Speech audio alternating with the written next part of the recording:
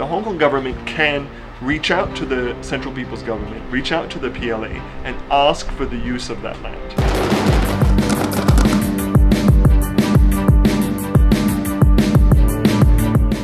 In the colonial period, Hong Kong was really the main bastion for the British naval and military forces. British reinforcements have been streaming into Hong Kong for several months.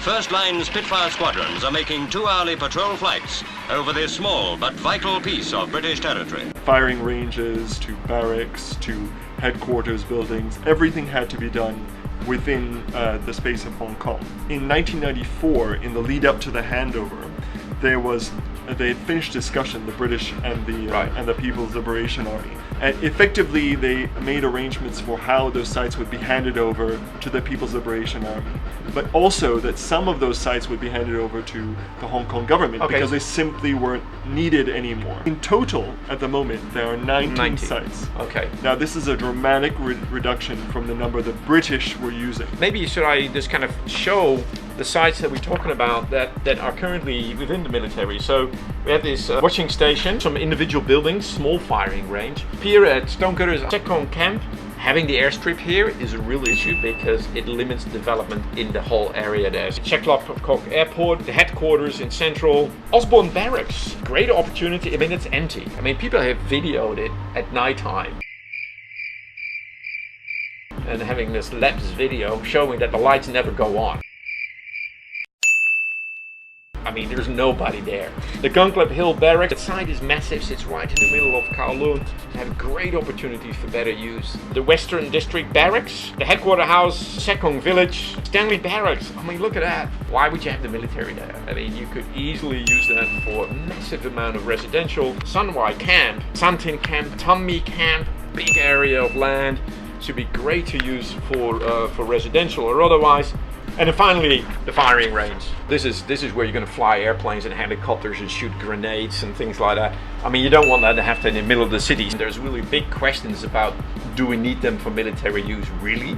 Right. Well, there's a law that deals with what happens to these sites, and it's called the garrison law. The most important distinction you have to make is between sites which are being underutilized and sites which are not being utilized at all.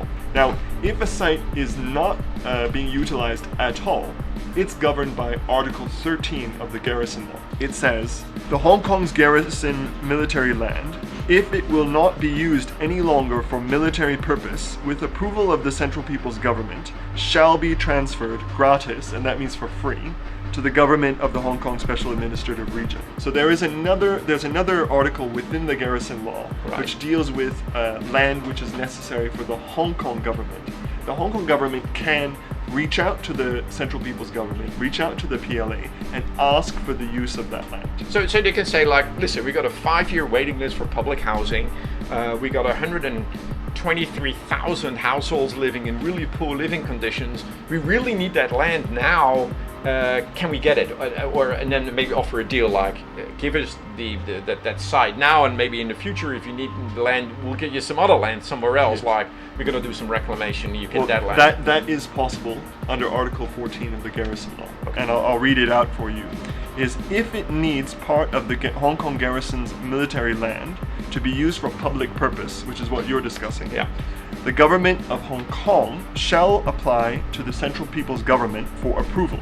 There's another important part of the Garrison Law, which is Article 15 of the Garrison Law. And that provides for communication and discussion between the People's Liberation Army, the garrison in Hong Kong, and the Hong Kong government. There's already a liaison office set up to deal with communication between the Hong Kong government and the Central People's Government and the People's Liberation Army. They already have those lines of communication. It's really up to the Hong Kong government to make a case. The only way to do that is by, as you say, that Article 15, getting these liaison teams to sit together, make it an agenda item, clarify on each side what the objectives are, what the needs are, and then start a discussion. But if you don't have that discussion, then the information doesn't come available and nothing can move. Yeah. Simple, not difficult. Simple.